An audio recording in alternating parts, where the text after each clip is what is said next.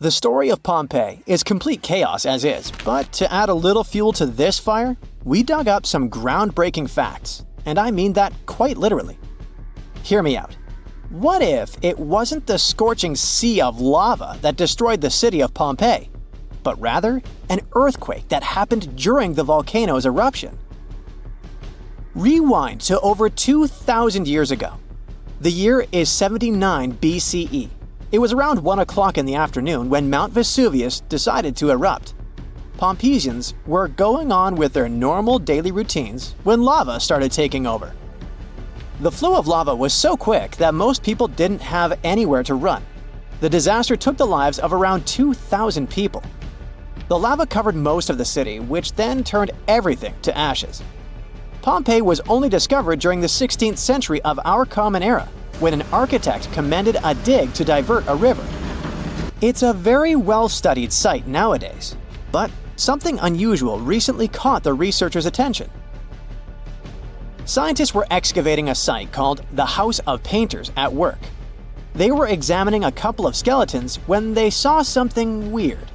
The skeletons probably belonged to two men around the age of 50. The analysis showed these men had survived the first surge of lava in the city, but they didn't make it out due to this second unexpected part, the earthquake. The men probably took shelter at the House of Painters at work, but the walls crumbled down when the earthquake hit. The men were found in a protective posture, like they were trying to shield themselves from something that was going to fall above their heads. Plus, these skeletons were not found under the layer of volcanic ash, but on top of it, proving that they really did survive Vesuvius's sea of lava. It turns out this is not as rare as it seems. A volcanologist explained that the seismic activity during the eruption really made things worse in Pompeii. He said that this seismic chaos probably influenced the desperate choices of a lot of Pompeians in their final moments. This is not the first time the world heard of a possible earthquake in Pompeii.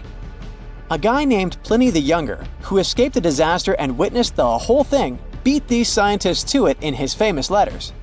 Pliny the Younger was a lawyer and an important person back in ancient Rome. He was an eyewitness to the whole Pompeii disaster, and he wrote in one of his letters that the eruption was followed by a trembling of the earth. Researchers do agree that something never added up. Pompeii is known to have really well-preserved skeletons since the ashes kind of played an important role in preserving them. But the buildings were in horrible shape, making it hard to reconstruct the entire city as it once was. Pompeii was indeed one of a kind. It was one of the most vibrant and lively cities of the ancient Roman Empire. The city was huge. It could have been home to as many as 30,000 people in its heyday. The House of Faun, for example, was a clear example of how rich Romans lived their lives in Pompeii. It was a huge house that even had 2 gardens inside, taking up the entire block. They looked like they were made of white marble, but it was actually painted stucco. It was clear to researchers that only aristocrats lived there. Then there was this famous forum. This is where most of the administrative part of the city life happened.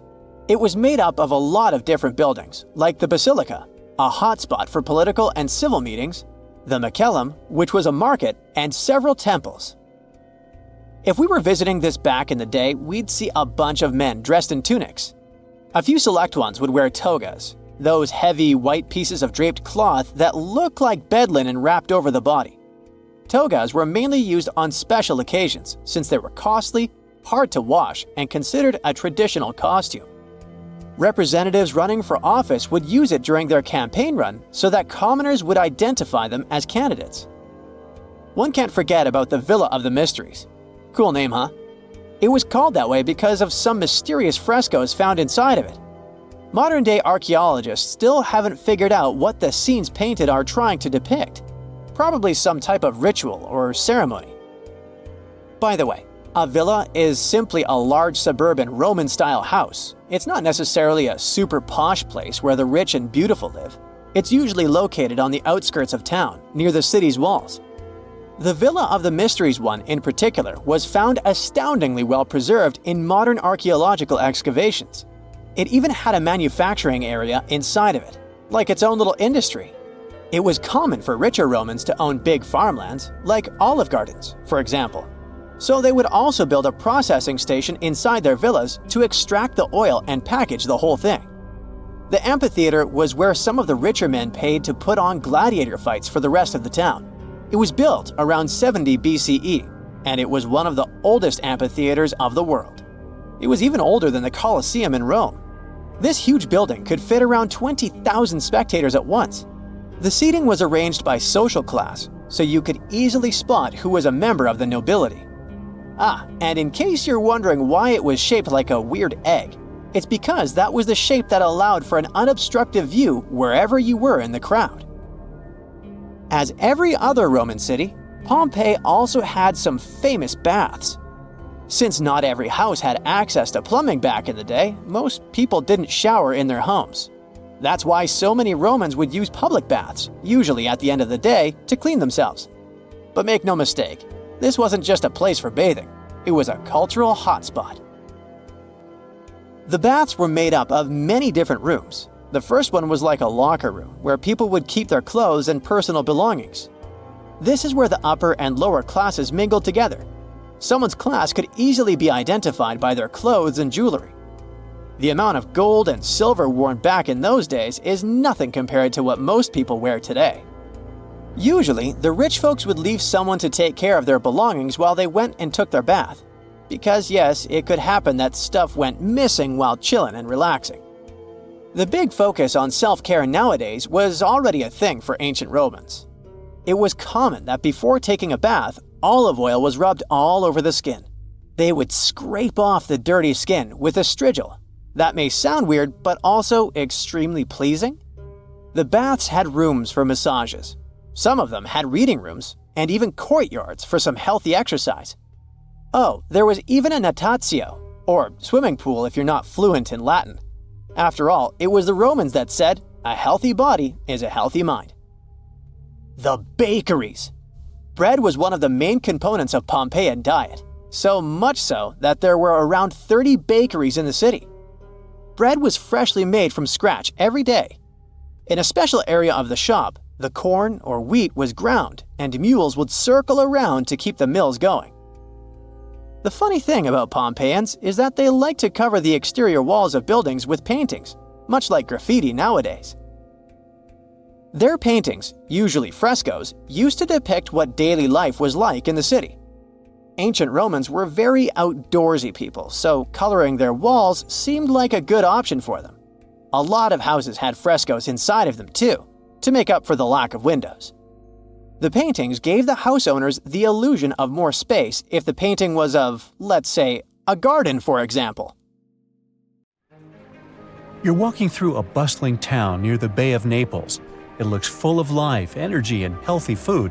Look at these flatbreads that might have been ancient pizza, no less. The people of Pompeii are living their best lives.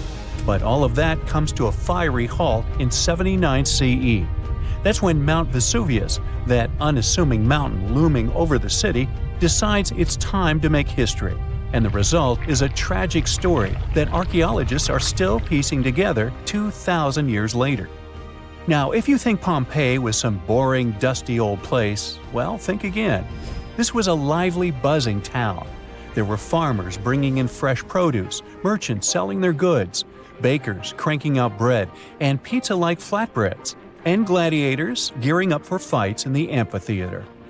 The people of Pompeii loved decorating their homes with frescoes, mosaics, and statues. And food was a big deal. Pompeii was home to some of the earliest restaurants, called thermopylae, where people could grab hot meals on the go.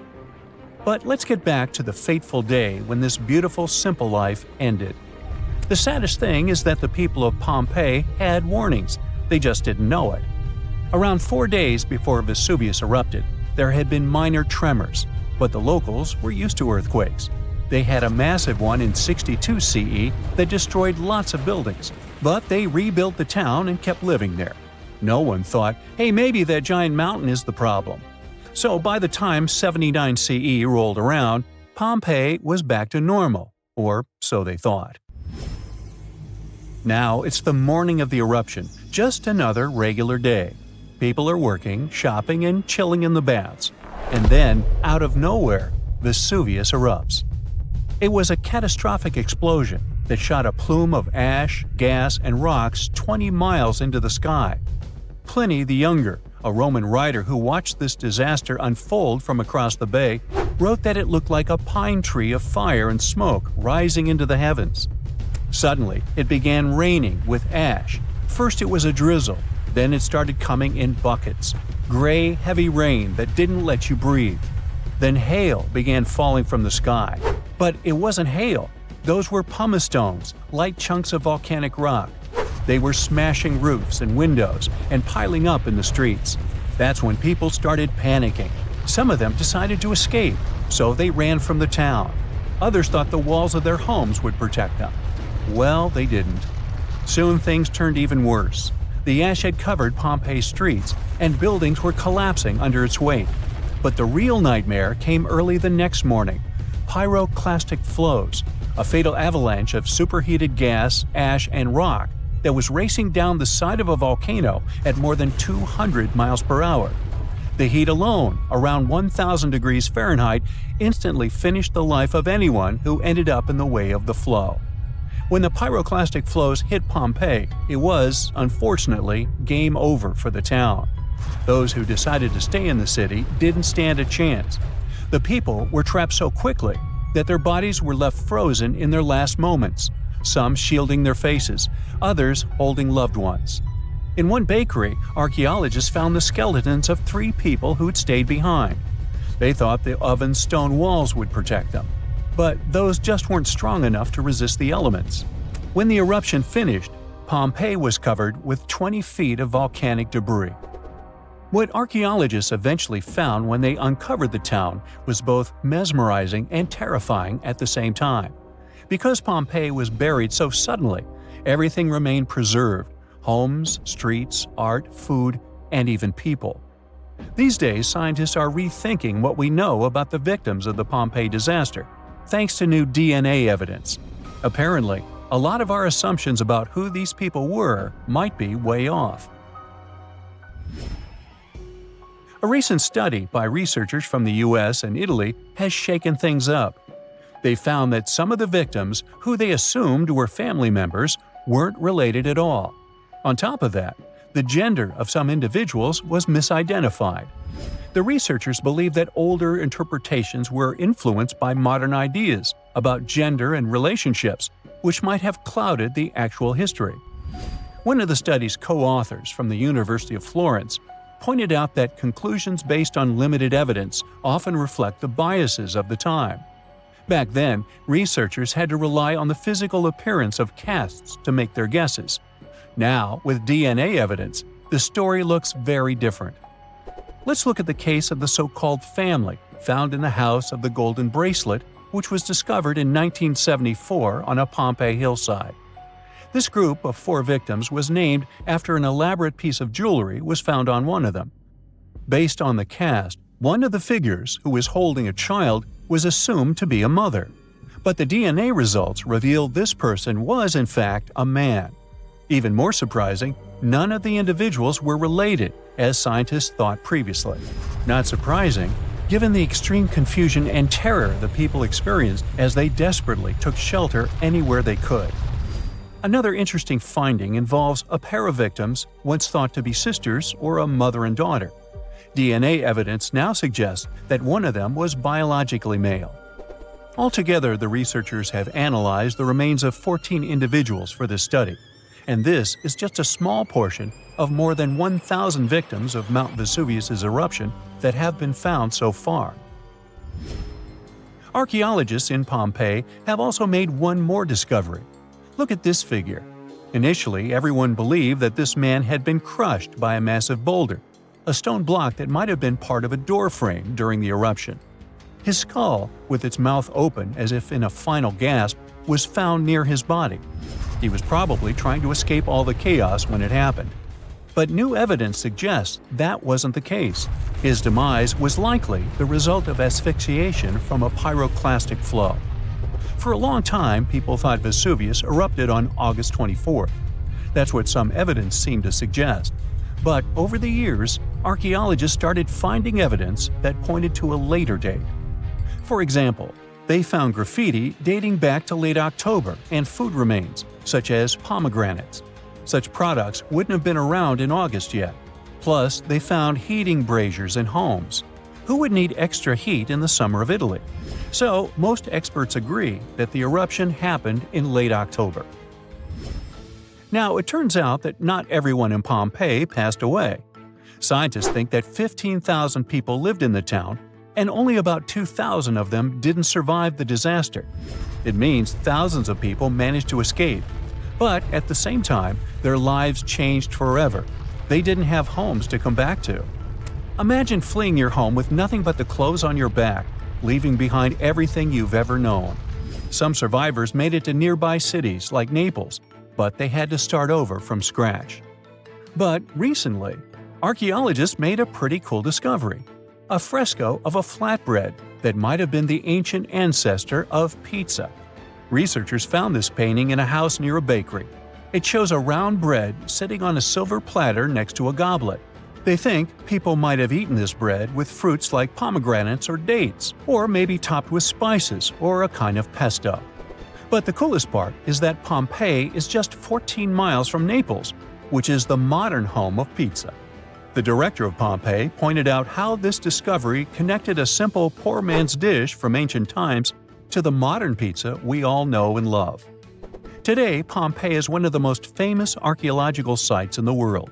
Every year, new discoveries help us understand Roman life of those times even better. This is not some hypothetical situation or fairy tale. The Vesuvius supervolcano that erased the city of Pompeii may wake up again and destroy many other towns built near the mountain. And to understand what consequences humanity would face if it wakens this time, it's smart to know what the eruption did 2,000 years ago with the ancient city. So, Pompeii was a thriving city in the Roman Empire, located just 5 miles from Vesuvius on the west coast of Italy. It was a resort where the noblest and richest people rested. They walked along cozy streets, lived in beautiful villas, and had fun beside fountains. The soil in this region was fertile since the ground around the volcano had a lot of useful elements. Olives and grapes from Pompeii were sold throughout the empire. About 12,000 people lived in Pompeii by the time of the eruption. It seems not so much compared to modern standards, but it was considered a big city in those days. The catastrophe began unexpectedly in 79 CE. At first, everyone felt the ground tremble. Birds flew away from the volcano as far as possible. There was tension in the air because of the impending catastrophe. The volcano started to release thick smoke, soot, and ash. There was so much of it that soon it obscured the sky over the city with a heavy gray cloud. Vesuvius spat out gases, rocks, and dirt. Hot ash polluted the air and made it difficult for people to breathe. Locals couldn't see inside this gray haze. And then it started raining heavily. The water mixed with ash and soot and fell on Pompeii. Roofs of houses broke under the heavy weight of mud. Streets, fountains, alleys, and squares were hidden under millions of tons of soot. The next day, the destruction continued with renewed force. There was an explosion of hot gas and crushed rock at the top of the mountain. A devastating blast wave at a speed of 100 miles per hour dispersed in all directions and vaporized all the trees in its path. When the wave reached Pompeii, it turned the city into ruins. On the second day, the eruption stopped. By this time, the great town had been lying under a thick blanket of ash. By the way, this type of eruption is called an explosive one. But when lava flows out of a volcano and causes a fire, this is a quiet eruption. The last time Vesuvius erupted was in 1944, but even today, it's still one of the most dangerous volcanoes in the world. But nobody's afraid of it. 3 million people live around the mountain, about 20 miles from the crater. If the volcano wakes up, It could be one of the most enormous cataclysms in the modern world. Pompeii was destroyed almost 2,000 years ago. Since then, science and technology have advanced a lot. We're planning to colonize Mars someday. We've created a metaverse, but so far, we're still powerless before the forces of nature. An erupting supervolcano can destroy nature around it and cause technogenic catastrophes in big cities. The phone lines would be overloaded and people wouldn't be able to call their loved ones or the rescue services. There would be big traffic jams on the roads. Panic would spread throughout the streets. Fires would start because of falling hot soot. All flights would be canceled, and locals would have to hide in airports, supermarkets, and the subway. A large gray cloud would obscure the sun and make the air hot. The only thing that can help us in such a situation is a preliminary warning about the upcoming eruption and good preparation. So, if the disaster starts while walking on the streets, you should take shelter in a car or building. It's better to buy a dust mask in advance that allows you to breathe freely. If there's no mask, cover your nose and mouth with any cloth. If you stay at home, close all doors and windows so volcanic ash can't get into your apartment or home. These incandescent particles can easily set fire to a carpet or curtains. Put wet towels under the door sills. If you need to go outside for some reason, wear a suit covering your body completely. Don't forget about the protection for your eyes. Put on special glasses that have a dust-proof function, and remember about the mask. If you have a house, you need to disconnect the downpipes from the gutters to avoid clogging the drains. If your house has a rainwater collection system, you need to disconnect the pipes from the tank. Rain with ashes is a hot, dense mess that can easily break the water supply system. Fill the tub and sink to have water for washing and cleaning in case the central water supply is turned off. Set the lowest temperature on the fridge and freezer. Your food will be stored much longer if electricity is shut down in the city. Go to a room without windows above ground level and wait for a message from authorities on the radio or TV. Keep the receiver close to you so you don't miss anything important. The device must have a full charge, a strong body, and a powerful antenna. Here's an excellent option for survival in the ash apocalypse. The eruption is intensifying, and you hear on the radio about the evacuation. At this point, you need to calm down and follow the instructions from rescuers. Collect a bag at home with food, water, and medical supplies. Your emergency kit should include flares, maps, a first aid kit, sleeping bags, flashlights, a fire extinguisher, a portable phone charger, car tools, and a few charged batteries. You should always have a filled gasoline canister if you live near an active volcano. Going to the gas station is not a good idea during the evacuation. You can get into a long traffic jam and spend too much time in it. If you don't have a car, ask your friends for help or pay someone for a ride. It's possible the city administration would organize buses for evacuation. You would find out about it through the radio. In any case, before leaving the house, don't forget to turn off the gas and electrical devices and shut off the valve with the water supply to prevent your home from a gas leak or flooding. Government officials. So, you're driving a car. The authorities must announce the plans for evacuation. Don't go off the route because some roads can be blocked. Perhaps they will say the eruption is over and you can return home. Maybe the eruption will be so strong that it will destroy the city. Anyway, if you're prepared, you'll have fewer things to worry about. Modern seismic sensors monitor the fluctuations of tectonic plates and the volcano's activity, so the eruption won't be a surprise. Pompeii is far from the only city destroyed by the eruption. In 1785, a similar disaster occurred in the Japanese town of Aogoshima. It was located right in the crater of an active volcano, and one day it woke up. It was sunny weather, and no one suspected a disaster was coming. At some point, the birds rose in the air and flew away. Then the ground began to shake. A heavy, low sound came from the depths of the island, and thick streams of smoke and ash erupted from the volcano. The volcano threw dirt and big red-hot stones into the sky. It looked like a meteor shower. People evacuated, and the mountain continued to erupt for several weeks.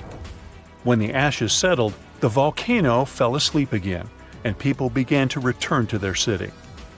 Despite the risk of a new eruption, they continue to live and work there today. Since then, more than 200 years have passed, and the volcano never woke up.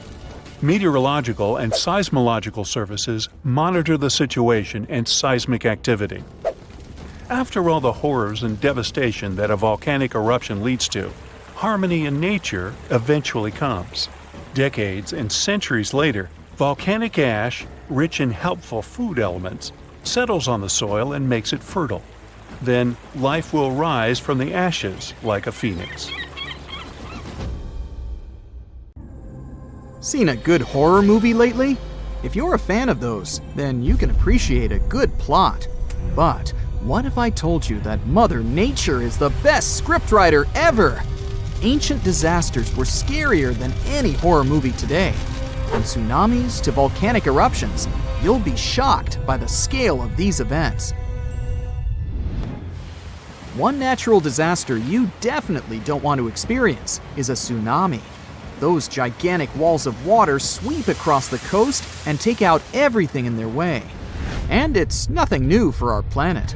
Scientists were able to piece together a timeline based on evidence that major tsunamis left. In northern Chile, a large boulder sits high above the Pacific Ocean. Behind it, a desert as far as the eye can see.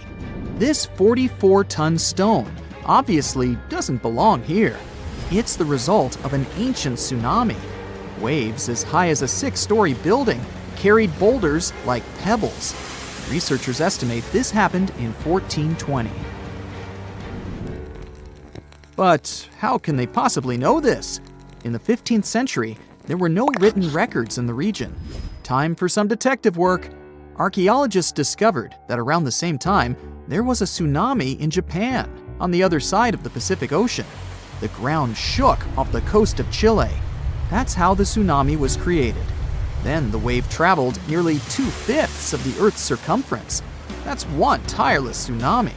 But this wasn't a one-time event. Evidence suggests that a similar event happened 3,800 years ago. Ancient people abandoned their coastal villages around this time. They were moving inland. How did they know it was time to go? There's evidence of erosion due to strong currents, telltale signs of an ancient tsunami. As you know from school textbooks, oxygen is 21% of the air we breathe. But it wasn't always a part of Earth's atmosphere. Oxygen was missing during the first half of our planet's lifespan. Carbon dioxide and methane were the name of the game back then. CO2 is what makes our drinks fizz. But isn't the other gas dangerous? Yes, because you can't smell methane. And that's the reason there was no life on Earth billions of years ago. So how did we get from methane to oxygen? In come the cyanobacteria. This group of microbes started to evolve some 2.7 billion years ago. These tiny microbes mastered photosynthesis, converting sunlight into energy. And the byproduct of this process was, you've guessed it, oxygen. Soon it started escaping from water into the atmosphere. There, it reacted with methane, and over time, O2 replaced it completely. Scientists named this process the Great Oxidation Event. But how could it be bad? After all, we're alive thanks to it. All that oxygen acted as a poison for anaerobic organisms. And no, these are not life forms that didn't do aerobics or Pilates. The term simply means that these microorganisms didn't need oxygen to grow. Too much oxygen, and they would be goners. And that's precisely what happened. Scientists spoke of an oxygen overshoot that changed Earth's atmosphere for good. The disappearance of most anaerobic organisms was an early example of an extinction event. They didn't like the atmosphere at the time and decided to step down. But look on the bright side. They made room for oxygen-loving humans to enter the picture. Let's go to Turkey. No, not the seaside resorts that tourists visit in the summer, but the region of Anatolia in the southeast of the country. Göbekli Tepe is the world's oldest known temple site. It dates back to the Neolithic period. Scientists found a stone pillar here that tells a tale of an ancient disaster. They presume that the pillar is commemorative. Today, humans still build similar structures to mark an important event or a person. Just one example is the Washington Memorial. It was built in honor of the first American president, George Washington. But the pillar in Turkey doesn't commemorate a happy event. Scientists believe it shows a devastating occurrence, a comet crashing into the Earth. The event must have been destructive. There are also other signs on the monument. These symbols align with the setup of the night sky stars for the year 10,950 BCE. The date astounded the researchers. It matched their earlier research of an ice core sample in Greenland. This showed that a comet fragment hit our planet around the same time. The archaeological site could have easily been an ancient observatory. And whoever worked at it observed a cataclysmic event. The impact must have been so powerful that it changed the Earth's rotational axis. That's the imaginary pole going through our planet from top to bottom. That ancient comet must have packed a punch to knock the blue planet off balance.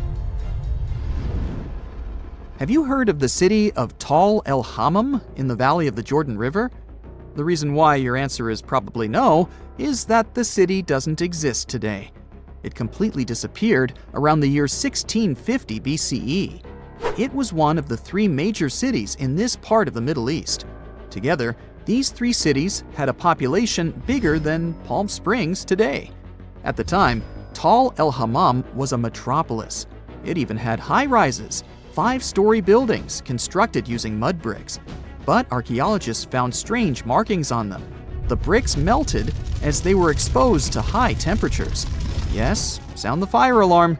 Some sort of disaster had caused a major fire. Archaeological finds pointed to a suspect for such damage: a rock from space. So, where was the crater? This comet, or an asteroid, never made it to the ground. It was traveling at high speed, so it disintegrated before hitting the ground. Such an event is called an airburst. The largest witnessed meteor airburst happened over Tunguska in the north of Asia in 1908. Scientists estimated that the airburst in Tal El Hammam happened 2.5 miles above the city. This event released a lot of energy.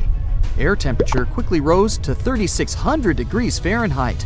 That's hot enough to set clothes and wood on fire in an instant.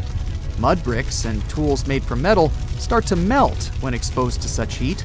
This would explain the evidence scientists unearthed. But there was one more find: salt. The event was so powerful that it distributed salt over the region around the Dead Sea. Any farmer will tell you that salty soil and crops don't go well together. People started moving away from the area because they couldn't grow food. Imagine an island with whitewashed villages surrounded by a sapphire blue sea. Such a place exists in reality. It's the island of Santorini. But the history of this place hides a tale of destruction. The island is of volcanic origin. This means that a violent eruption created it some 3,000 years ago. Now there are two islands. The bigger one is shaped like a horseshoe. When you look at them from above, the two islands look like they form a circle. That's because they were once a single island.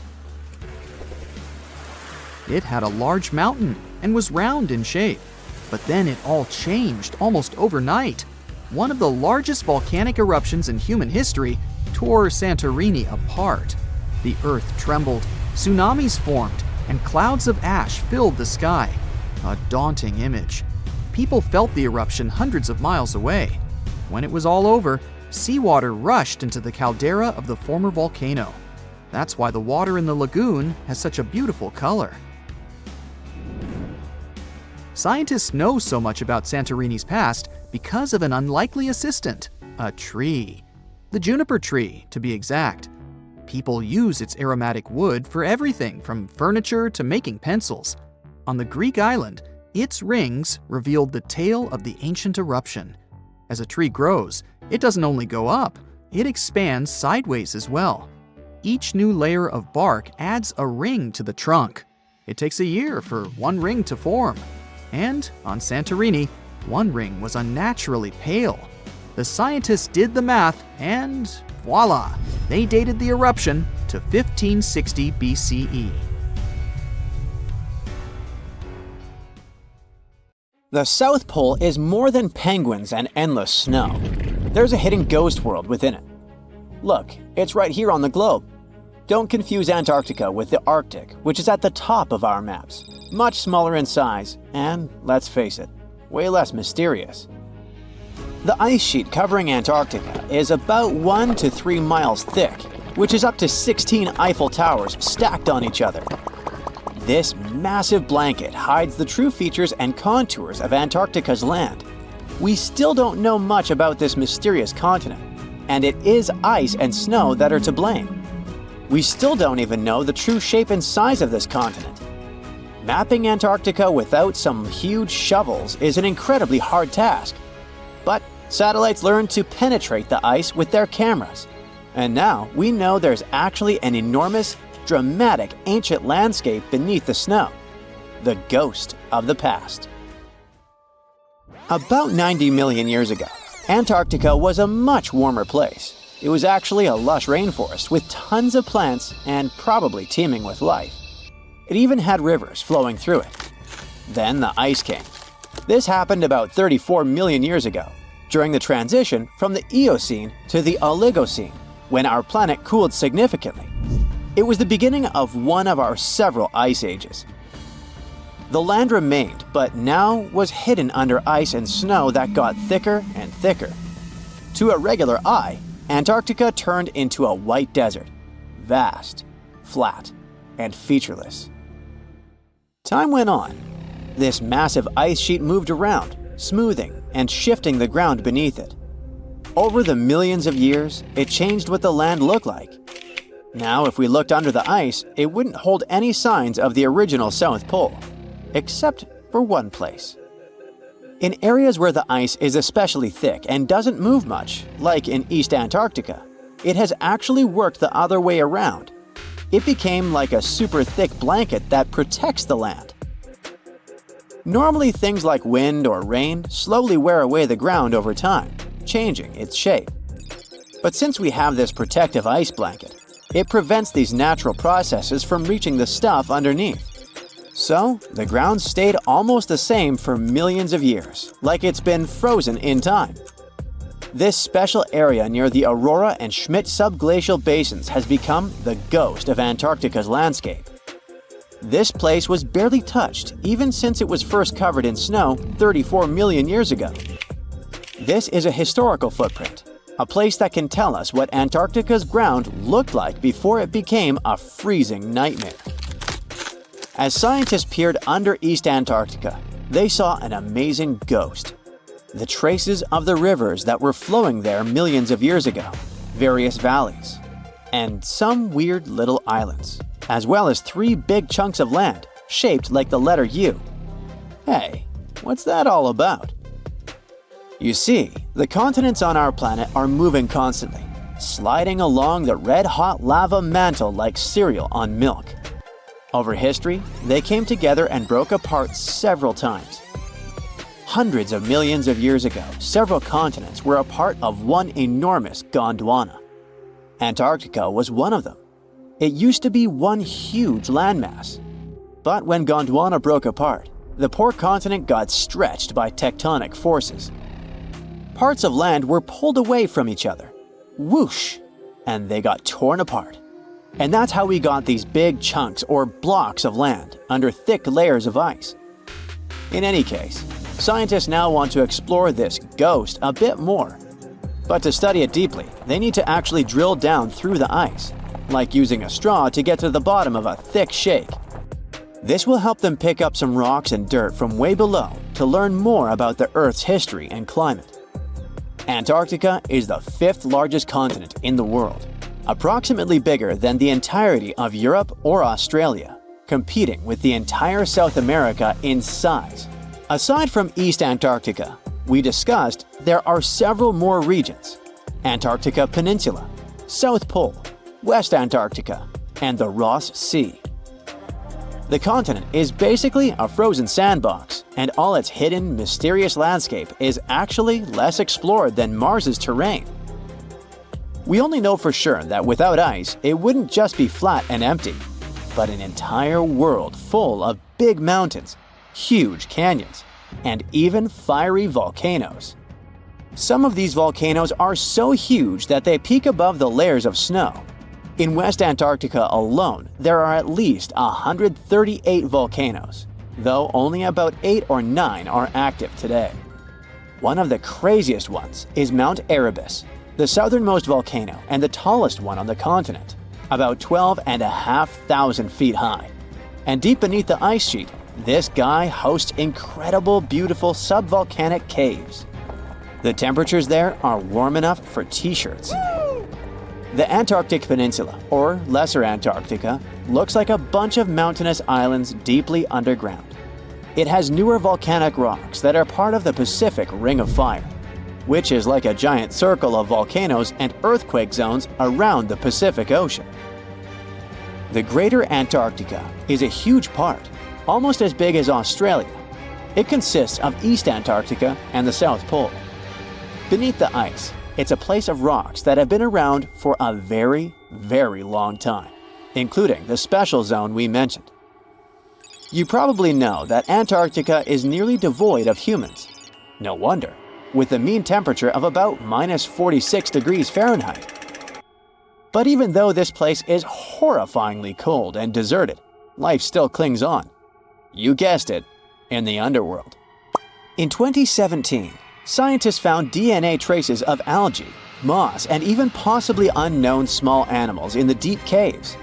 That means that even in such crazy conditions, there are still unique ecosystems thriving in little isolated warm pockets beneath the snow. There was another incredible find beneath Antarctica's Ross Ice Shelf, a lively ecosystem vibing within an underground river. Scientists have long suspected that Antarctica's underworld should have some freshwater lakes and rivers. One day, a satellite spotted a groove there. They decided to explore it and used a hot water drill to melt their way through the ice. As they reached the underworld, they dropped a camera into one of those hidden fresh rivers. And at first, they thought they'd find just some rocks or something. But instead, they stumbled upon hundreds of amphipods, tiny shrimp-like creatures. Little ones instantly swarmed around the lens. Shrimps blocked the camera and scientists couldn't check out what they wanted to. Pretty funny, but at least that means that there really is an important ecosystem deep within Antarctica. Now, they're gonna explore it. And all this is just the beginning of the mysterious underworld. Antarctica's snow also hides the deepest canyon on Earth under the Denman Glacier. Well, Mariana Trench is still the deepest point on Earth, but it's a part of the oceanic crust, geologically speaking. Also, in 1958, explorers found a huge mountain range under the ice, as big and tall as the famous Alps Mountains. The range stretched for about 745 miles with peaks as high as 1.7 miles. And all this magnificence is buried under tons of ice. Who knows what else we might find there? Antarctica holds about 60% of our entire planet's fresh water, which means it would be pretty bad if it melted. For example, there's this Doomsday Glacier, officially known as Thwaites Glacier. It's a huge ice formation, about the size of Florida, and it's melting right now. Every year, the sea levels rise by 4% because of it. If this guy melts away completely, the sea levels all around the world will increase by 2 feet, which might not sound like a lot, but it would be catastrophic for coastal areas. Luckily, Researchers have found that even if its ice shelf were to collapse in the next 50 years, the glacier itself wouldn't retreat as quickly as they feared. It's still losing ice rapidly, but it would be quite a slow process. Tunnels, metro, underground systems, and even secret passageways to the houses of the rich and famous. Why else do we need tunnels, you may wonder? To hide. Many cities have underground tunnels and even underground doppelgangers. Now let's make it clear. Those passages are normally not connected, contrary to the popular rumor claiming that it was possible to get from Scotland to Turkey using underground passageways built around 5,000 years ago. I mean, it sounds insane even today. Imagine building it back in the day. These tunnels have an official name, the Erdstall Tunnels, and they were most likely built in the Middle Ages. However, we still don't have the exact information about the date. The highest concentration of those tunnels are in Bavaria, Germany, but there are many of them in Great Britain and France too. Erdstall tunnels, a unique type of earthen passage found globally, are characterized by their narrow, oval-shaped corridors and tight choke points, known as schlups, or slip-outs. Despite speculation, their purpose remains a mystery. However, some of those tunnels have fireplaces and even vents, which might mean those were used primarily for shelter. Dating back to the Middle Ages, possibly as early as the 12th century, Erdstall tunnels lack archaeological signs and historical records, so it's not a surprise that there are many rumors about their use. Some scientists are sure those were storage spaces, though their narrowness makes this impractical. Another idea is that they provided hiding spots for farmers during tribal raids. However, their single entry point raises doubts about their effectiveness in evading threats. Now, if you're feeling like Indiana Jones and want to venture into those tunnels, you're in luck. A few structures, like the Erdstall Radkobluken in Austria, welcome visitors to explore these enigmatic structures. Most of them are closed to the public eye, though.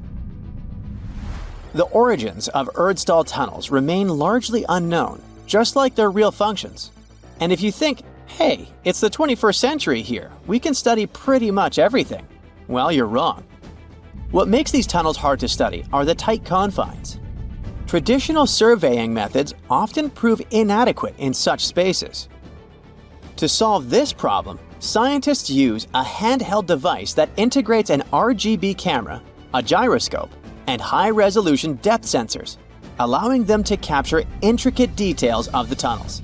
They also use modern techniques like 3D surveying in hopes of uncovering the true origins and purposes of those tunnels.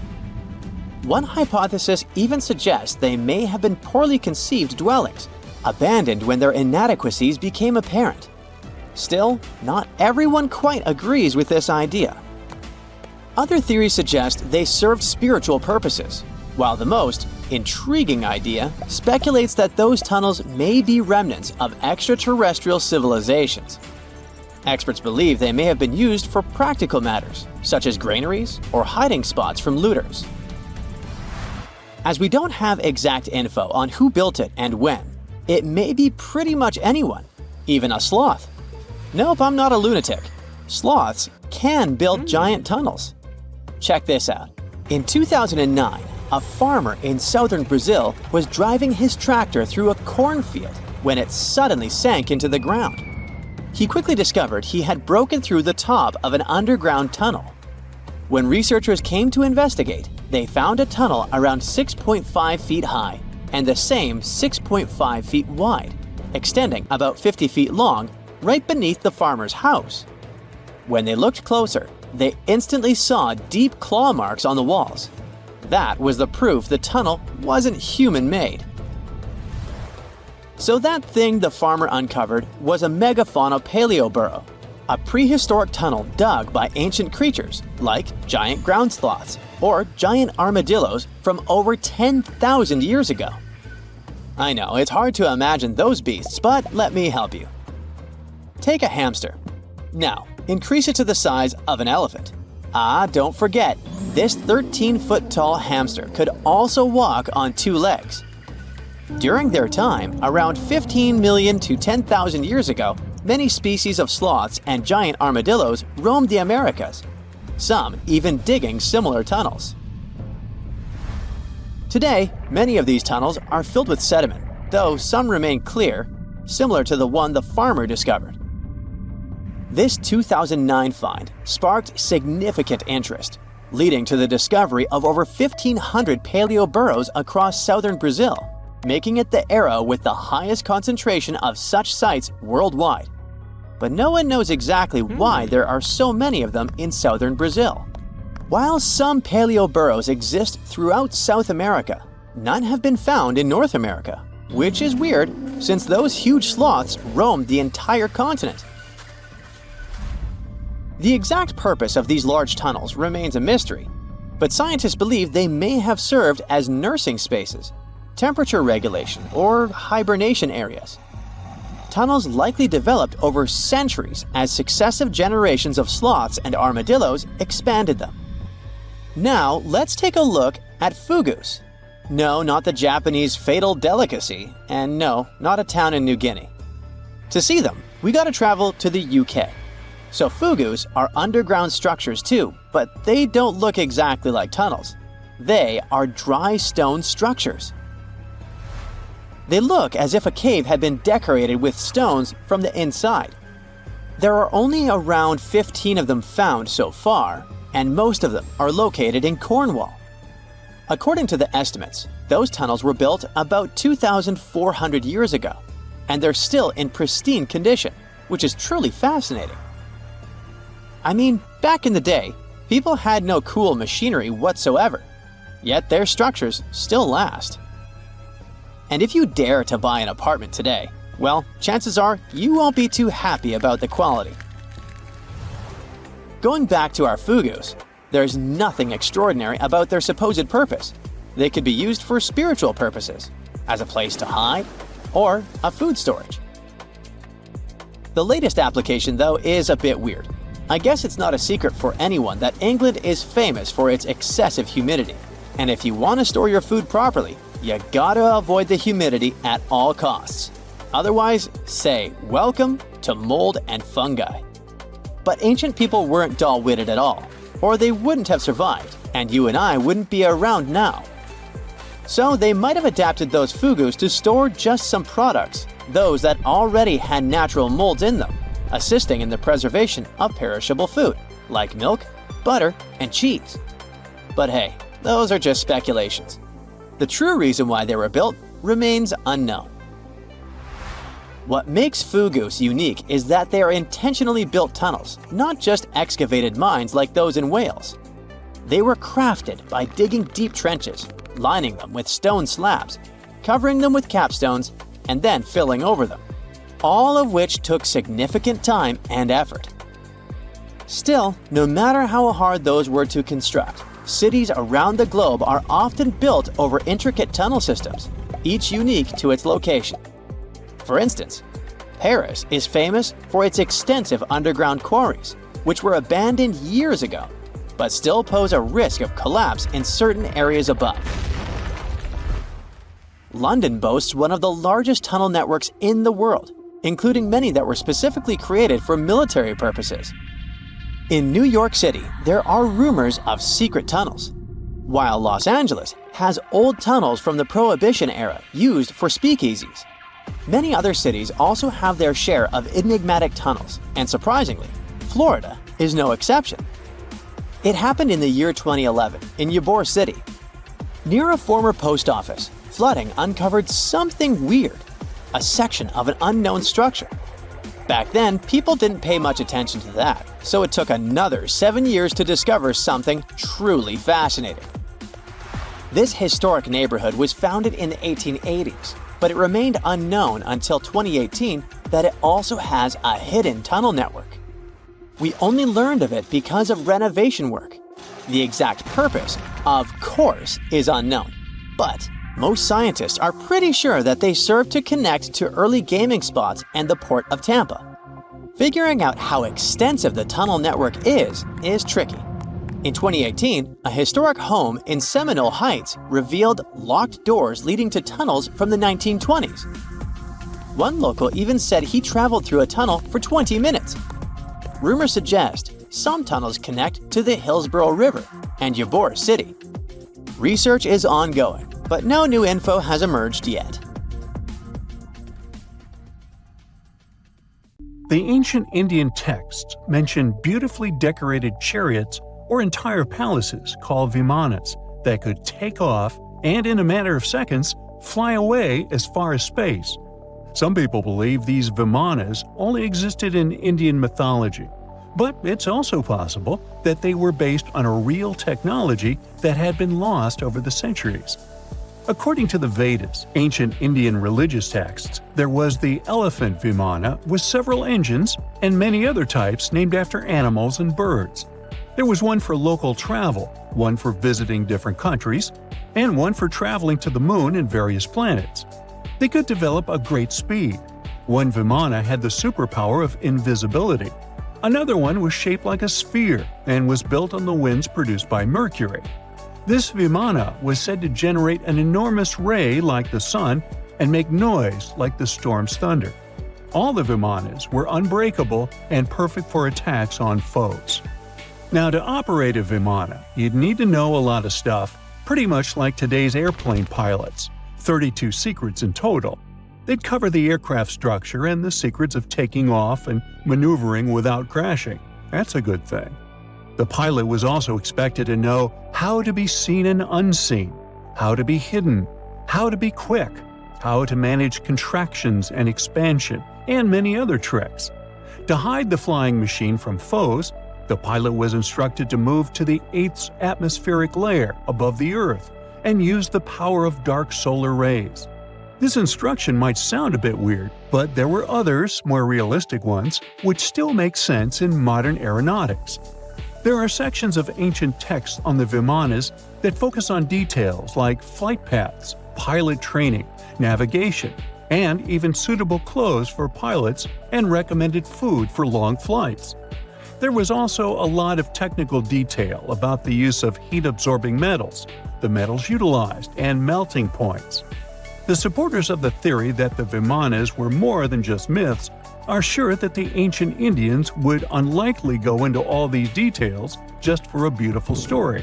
So, the flying palaces might have been real and way ahead of their time, like many other great Indian inventions. Back in the 6th century BCE, an Indian physician named Sushruta basically wrote the original guide to medicine and surgery. They even called him the father of surgery for his work. Sushruta laid down the details on hundreds of medicinal plants and described complex surgical procedures.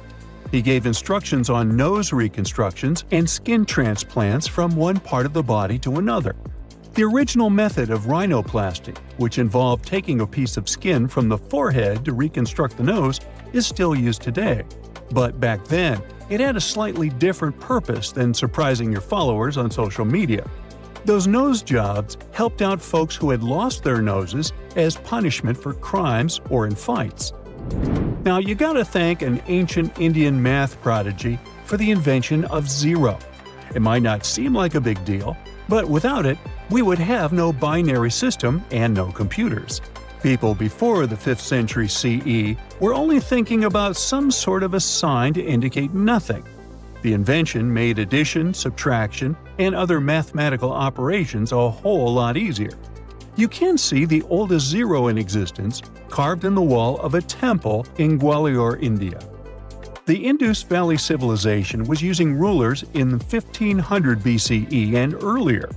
Made from ivory, these rulers were found during excavations in what is present-day Pakistan and northwestern India. They were widely used in architecture with amazing accuracy. They had units corresponding to slightly over 1 inch that were marked with precise subdivisions within 5/1000ths of an inch. The next invention is more of a concept than a physical item. Standardization is all about setting the rules based on a bunch of people, things, or interests. One of its cool applications that we've all gotten used to is standard weights. Whether you're using pounds or kilograms, you need these universal measurements for weight, right? For this, we owe a big shout-out to the merchants from the Indus Valley Civilization who lived around 4,000 years ago. They were measuring everything from food grains to fancy luxury goods using these standardized weights. And their weights had decimal and binary mathematical systems going on. They didn't have high-tech gear, but they pulled off some serious precision using complex calculations and even sand for construction. Their art of standardization made its way to Persia and Central Asia, basically becoming the global weight-watching standard. So if yoga is your go-to exercise, you definitely have a personal reason to appreciate the ancient Indian geniuses. Over 5,000 years ago, during the rule of the Indus-Sarasvati civilization in northern India, yoga was first mentioned in the Vedas. Yoga was refined and shaped over the centuries until it grew into a massive teaching with over 200 sacred writings dedicated to this way of obtaining enlightenment. At the beginning of the current era, yoga got a new trajectory thanks to a Hindu writer who laid down a system of yoga in his text, the Yoga Sutras. It became a whole-body rejuvenation, a life-extending practice with poses that you are still doing on the mat today. Yoga has reached the Western world only in the 19th century, and it caught on like wildfire. Chess, the all-time top game for intellectuals, is also an Indian invention. Its ancestor was called Chaturanga, and it was a strategic board game that started gaining popularity around 3,000 years before the current era. This early Indian version of chess was played by 4 people, not 2, and had 64 squares. Each player had 8 pieces, ranging from pawns to kings, bishops to knights, and there was no standard 6-faced dice. They rolled with an oblong one. Players facing off were actually allies, forming 2 teams based on the direction they sat. Chess, that we know and love today, was first mentioned in ancient Indian literature in a legend. It said that the wife of a villain called Ravana had invented the game to amuse him. Now, the word shampoo comes from the Hindi word, which means to soothe or knead. The substance was invented in India in 1762 and was originally used for head massages, hence the name. The first shampoo was made of natural oils and herbs. British traders fell in love with the idea and brought it back with them to England. It took years for the original head massage oil to evolve into shampoo as we know it today, but it's still an Indian invention. Unlike the ancient Greeks, who wore animal skins, the Indians started cultivating cotton back in the 5th and 4th centuries before the current era. They used cotton threads to produce fabrics that soon became a huge hit in the Mediterranean and beyond. Jute and wool also have their origins in India. Cashmere, the finest and most exclusive type of wool, actually comes from the Kashmir region of India. Buttons that sit proudly on that cashmere cardigan of yours also have ancient Indian origins. Some 5,000 years ago, the Indus Valley Civilization started cutting seashells into geometric shapes with tiny holes in them. First, they were just decorations, but then people started using them to fasten clothes. Now, when you think about radio communication pioneers, Marconi's name usually steals the spotlight. He got a Nobel Prize in Physics in 1909 for his groundbreaking radio work. But there's an unsung hero in the radio waves game, and his name is Sir Jagdish Chandra Bose. He spilled the beans on radio communication way back in 1895. He shot an electromagnetic wave across 75 feet at the town hall in Calcutta, and it went through walls, rang a bell, and even set off some gunpowder. Marconi took a page from Bose's book, using his invention, the Mercury Coherer, as a blueprint for his own two-way radio. Bose didn't patent his genius creation, so he only got his credit a century later. Hey, if you think Stonehenge is one of the oldest stone monuments ever, well, let me introduce you to Göbekli Tepe. Buckle up, we gotta travel to Turkey to meet this really old guy. Yeah, he's too old to travel. Jokes aside, Göbekli Tepe an archaeological site located in southeastern Turkey that dates back to the Neolithic period around 10,000 BCE. It's considered to be one of the oldest and most significant archaeological discoveries in recent times. The site consists of a series of circular and rectangular structures made of stone pillars. Yeah, it does look like its younger brother Stonehenge. Some of those pillars are decorated with intricate carvings of animals and other symbols. Now, you maybe wonder, hey, why on earth did they make such a fascinating building? What was its purpose? Sorry, I got no answer for that. The purpose of the site is still unknown, but it is believed to have been a ceremonial center for the ancient people who lived in the area. The discovery of Göbekli Tepe has challenged long-held beliefs about the development of human civilization, as it suggests that complex societies may have emerged much earlier than previously thought. Okay, pack your stuff, our travels just started. Next destination, Masada. It's an ancient fortress located in Israel on a plateau overlooking the Dead Sea. Hey, look at that view, spectacular, huh? It was built by King Herod the Great in the 1st century BCE, and it was very smartly built. Within the fortress, there were various facilities such as storehouses, barracks, a palace, and a set of cisterns capable of holding approximately 40,000 cubic meters of rainwater. People living there believed that the collected runoff from a single day's rainfall could provide sustenance for over 1,000 individuals for a period of 2 to 3 years. Access to the fortress was limited to 3 steep and winding paths leading up to fortified gates. Still, at one point, the fortress was occupied by people who had fled Jerusalem after the city was captured by the Romans. They held out against the invaders for several months, but eventually they were defeated. But these guys didn't surrender. The story of Masada has become a symbol of resistance and bravery. Today, Masada is a popular tourist attraction and a UNESCO World Heritage Site. The next flight is going to be short. We're popping over to Egypt to see the Karnak Temple Complex. It's a vast ancient Egyptian temple complex located in the city of Luxor, Egypt. It was built over a period of 2,000 years and covers an area of more than 200 acres. The complex is dedicated to the worship of the deity Amun-Ra. Wait a minute, that should be Amun-Ra, and it was one of the most important religious centers in ancient Egypt. The Karnak Temple consists of several temples, chapels, and other buildings, including the Great Temple of Amun, the Temple of Khonsu, and the Temple of Ptah. Ptah! The Great Temple of Amun is the largest and most impressive temple in the complex, with massive columns, statues, and other decorations. One of the most famous features of the Karnak Temple complex is the Avenue of Sphinxes, which is a long avenue lined with Sphinx statues that leads from the entrance of the complex to the Great Temple of Amun. Another notable feature is the Hypostyle Hall, which is a massive hall with 134 columns that are over 70 feet high. The Karnak Temple Complex is a popular tourist attraction and a UNESCO World Heritage Site. It's considered one of the most important archaeological sites in Egypt and provides a fascinating glimpse into the religion and culture of ancient Egypt. Hey, we can't hop on the next flight and leave Egypt until we see the Pyramid of Djoser. It has another name, by the way. It's also known as the Step Pyramid. This ancient Egyptian site is located in Saqqara.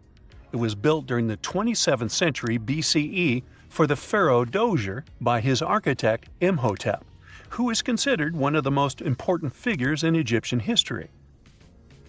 People believe this pyramid is the first monumental structure built entirely of stone and is an important example of early Egyptian architecture. The pyramid originally stood at 203 feet tall and was surrounded by a complex of buildings and courtyards. It was constructed in 6 layers, each smaller than the one below it, giving it the distinctive step-like appearance. The pyramid was used as a burial place for Pharaoh Djoser and was surrounded by a vast necropolis that contained the tombs of many other important officials. The Grateful Dead? The Pyramid of Djoser has several renovations and additions over the centuries, including the addition of a limestone casing that covered the original step structure. However, much of the pyramid was destroyed over time, and today only the central core remains. Despite this, it remains an important archaeological site and a popular tourist attraction in Egypt. Alrighty, we're ready to move on. There's one more pretty recent discovery we gotta see today.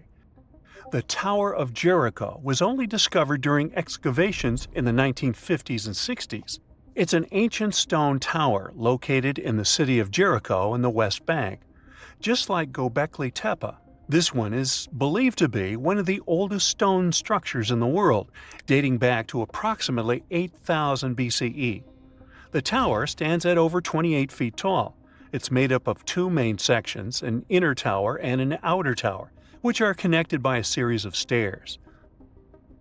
The purpose of the Tower of Jericho is not entirely clear, but it is believed to have served as a defensive structure or a watchtower. It may have also had religious significance, as it was located near a sacred spring. The Tower of Jericho is a significant archaeological site and has provided valuable insights into the early history of human civilization. It's open to visitors and is a popular destination for tourists interested in ancient history. Now, this ancient site even got attention from Netflix, and they made a movie where the action takes place in Mohenjo-Daro. This site was a major center of the Indus Valley civilization in present-day Pakistan. Mohenjo-Daro was one of the largest cities of the ancient world, with a population estimated to have been around 40,000 in its peak. Trust me, that must have been a crazy megalopolis back then. The city was notable for its advanced urban planning, with sophisticated drainage and sanitation systems, and its impressive architecture, including the Great Bath and the Granary. Mohenjo-Daro was abandoned around 1900 BCE, and its ruins were only rediscovered in the 1920s. Today, it is a UNESCO World Heritage Site and an important archaeological site for the study of ancient South Asian civilization. We're heading to a teeny-tiny country that has quite an impressive history. Welcome to Malta. The Xigantia Temples are a Neolithic site located on the Mediterranean island of Gozo.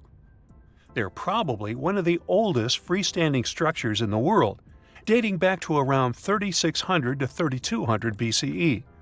The temples consist of two megalithic structures, each with multiple rooms and altars. The name Xigantia means giant tower in Maltese, as people believe that only giants could have built such massive structures. The temples are believed to have been used for religious purposes and are considered to be an important example of prehistoric architecture. They were added to the UNESCO World Heritage List in 1980. Well, you must be pretty tired, but there's one more place we gotta visit today. Our plane is already landing in Armenia, and we're here to see the Temple of Garni. Look, this one is well preserved. This temple dates back to the 1st century CE. It was built by King Tiridates I as a dedication to the sun deity Mir. Sadly, the temple was destroyed in the 17th century during an earthquake, which is quite a common thing for this area, but it was later reconstructed in the 20th century. Today, it's a popular tourist attraction and is also listed as a UNESCO World Heritage Site.